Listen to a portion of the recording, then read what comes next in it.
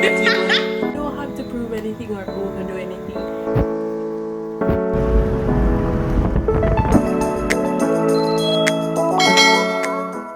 Hi guys, welcome back to my channel, or welcome if you're new here. I'm Gab Marie, and on this channel we focus on lifestyle content, college content, and a few vlogs here and there. As you can see by the title below, I'll be giving a few tips and advice to students who will be starting university for the first time. So if you are a fresher, that's what we call them at UWI, this video is for you. Also, if you are currently in university, you may have some advice that I may not cover, so feel free to drop them down below. And yeah, now I said it's UWI related, or this is the UWI edition, but it can be applicable to other universities. Alright, so without further ado, let's get right on into the video.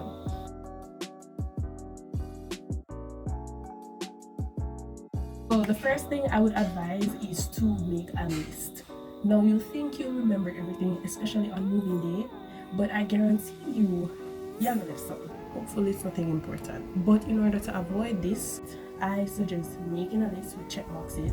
So you can arrange your stuff in order of probably toiletries, house appliances, etc. And you tick them off as you pack them in or so. I used that checkbox to get my stuff. So when I went college shopping, I had a checkbox. I ticked off whatever I had and I could see what I haven't got yet. But personally, I use a list or write down things because I tend to forget stuff. Like since I've been to university, my short-term memory is just shallow. I don't know if it's just me alone, so if you're a university student and this is happening to you as well, comment down below. So yeah, ensure that you make a list. It will make things way easier and simpler. And going forward in your university life, try to write down as much as you can in order to remember, so you won't lose track and you won't keep yourself steady and all of that. Alright, so my second tip is don't bring all your clothes to you. You're not going to wear them all. I guarantee it. Like the first week of school, you're probably dressed up, but after that, you'll have your staples that you wear all the time, as in your uniform, right? So for me, I wear a tee, jeans, and a comfortable shoes. Like I wear slippers, but most university students wear Crocs, they wear sneakers, anything that you wear comfortably. Some staples you should have though is work attire, cocktail outfit. I would suggest at least 5, and probably a church attire, your Sunday's best. So if you're religious and you go to church, or if you just want to attend a service, your church outfit is different. Then you have your clothes that you wear to go to parties or you wear and go out. Just ensure that you don't bring all your clothes because you're not going with them, especially shoes. Like, why did I have so many shoes in my room? I don't know. I probably wore a quarter of those. Third tip, register for your classes as soon as registration for classes is open. I did this very early, so I registered for all my classes once I had my faculty book, right? But I wanted to do a minor, but I wasn't sure. I made up my mind in September, and when I went to register for the classes or the courses for my minor, most of them were full, and I only had the choice to choose late classes that started at 8 p.m. No. Why I said to register early? You want to avoid the late classes and you want to be able to choose the classes that you want. You don't want to what life. You get me? Registering early is all about knowing what you need to do and knowing the courses that you need to select. So as I said before, I had a handbook. I received a handbook when I went to orientation. You guys have online orientations now, so I'm not sure how you're going to receive that. They'll probably have it online. But another way you could get help with registering for your classes is to ask someone who is currently doing the same program that you're doing, and they know the person that you're supposed to register. Like, that would be so much easier for you. But if you don't have that, you can always reach out to your faculty, like call them, and there'll always be someone to help you, or use your handbook. Your handbook is your guide. Like, that handbook did me a solid. Definitely did me a solid.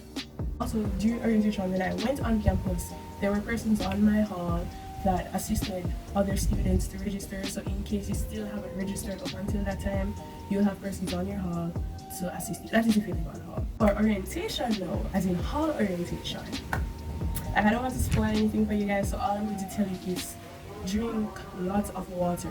Have a water bottle and drink lots of water. I know some halls give water bottles, so you probably don't have to buy one, but just in case, purchase a water bottle, a very big one, you know, like something. a very big water bottle and having water on you at all times. Tip number 5, this is registration continued. Do not, and I repeat, do not register for 8 a.m. and 9 a.m. classes. You will not be able to wake and go to them. I got this advice before I went to UWI, so I tried not to register for them, but you know, some departments, they don't give you a choice. So I had 8 a.m. classes, so I had to set multiple alarms to ensure that I wake up just to go to those classes. I also had my good friend Morgan. Sometimes she called me and wake me up because I just couldn't wake up, and that's not usually me because I live in my bay. I live away from town, so I had to wake up 5 a.m. every morning in order to get ready to reach school by 8 or 8:30. So that was a routine for me, and it was a usual thing for me. So I don't know why I couldn't wake up for the 8 a.m. classes. I mean, eventually it got better, but at first it was so hard, and even then when I was waking up, it was still hard. You know, I feel groggy, and I was like, oh my god, I have class now, do I really have to go? And it was not it. So if you have a choice to register for other classes, or you have a choice not to register for 8 a.m. and 9 a.m. classes, just choose something else. Next tip is to try to find your classes before the first day of school. And for some, it may be fun to be running back and forth to find your classes, but it wasn't really fun for me because I woke up early and I was ready and everything, and I reached class late, and I never used to reach class late. No, it doesn't bother me that much, but you know, just starting your classes, you wanted to reach early and everything, and I didn't. So my department is quite small, as I said, so it was easier to find most of my classes. But for the classes that I had outside of my department, for example econ, it was kind of hard to find. So if you want to avoid running around on the first day to find your classes, then definitely try to have someone give you a tour of your department, probably an older brother or older sister. If you don't have anyone to take you, then hopefully you guys will get to have a orientation where you actually get to see your department or go on a little tour. I hope so. I really do, because with this whole COVID thing going on, I don't even know if that is going to happen, but I am hoping so it'll be much easier for you to find your classes. So tip number 7, as soon as your course material is uploaded to Orvally, download them. Why? Orvally has a tendency to glitch sometimes, and that may pose a problem for you. And also some lecturers remove course material after a certain time. I don't know why, but it does happen. So in order to avoid not having the material, just download them as soon as they are uploaded. Orvally is a online platform or online system where students and lecturers are able to communicate. So lecturers post the material, the course material there, and then you have to download them. You can also message your lecturers there as well, and for some courses you take tests on Orvally. Tip number 8, find persons on your hall or persons that commute that do the same course as you. It will help you so much. You may feel as if you can do everything on your own, but I promise you, you're going to need people to help. And also, these people may become your really good friends. Big up Morgan, same way. I have others, so if I never find anyone, but I feel bad. So having persons on your hall or persons that commute that do the same course as you makes it easier to do group work because you know these people already.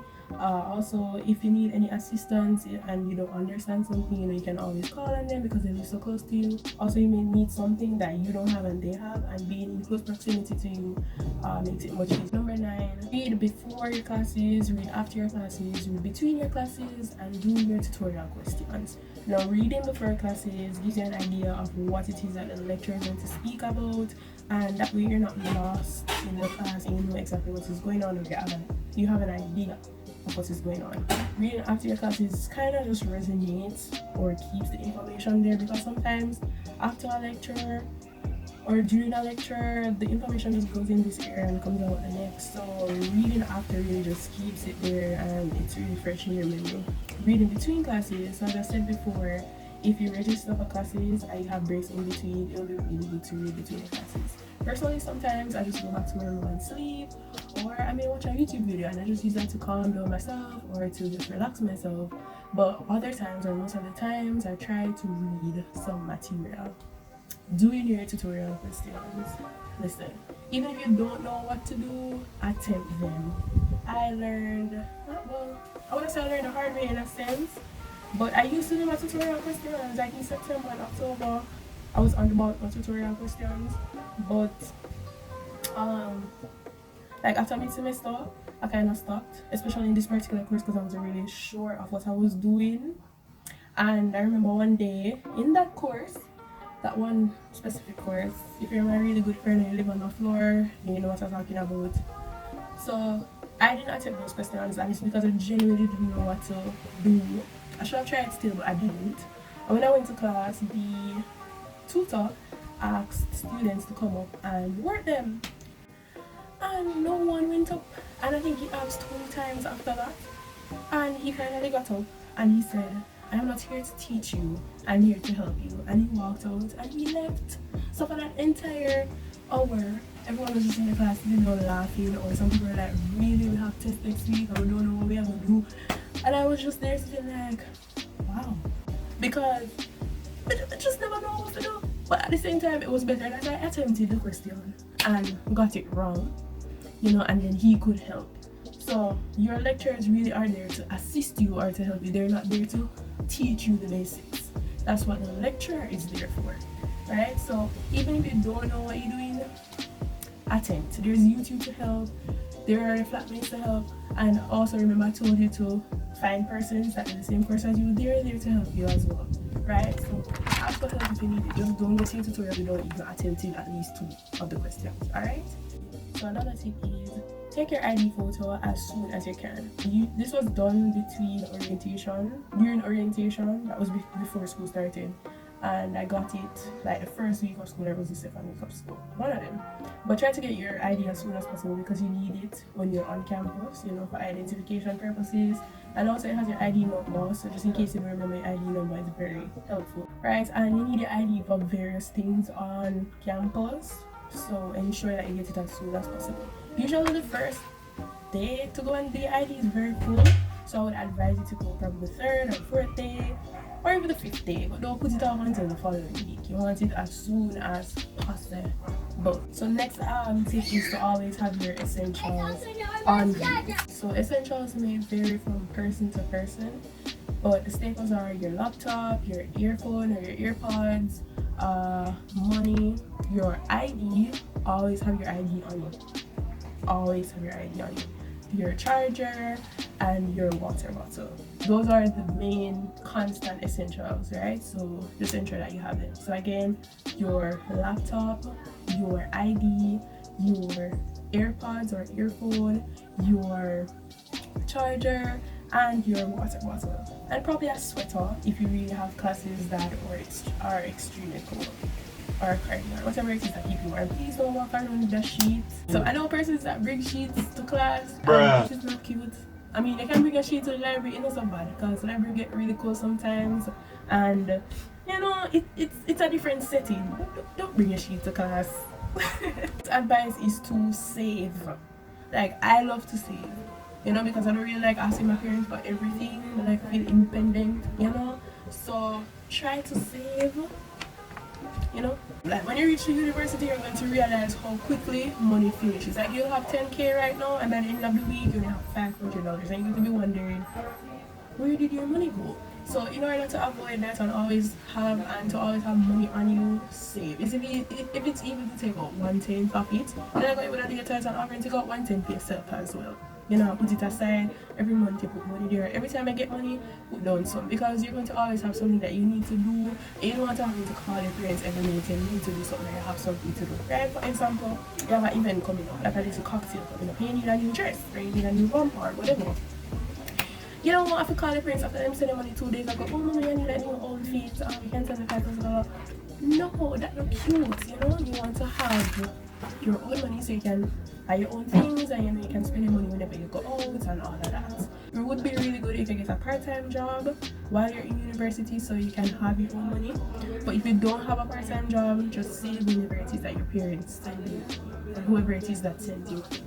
Next thing is to keep your space clean. I find that keeping my area clean really clears my mind and allows my thoughts to run really smoothly, and I don't feel so moody and upset or irritable. And whenever I clean, like after cleaning, it's a really good feeling. You just feel relaxing, your space smells really nice and it just feels really light.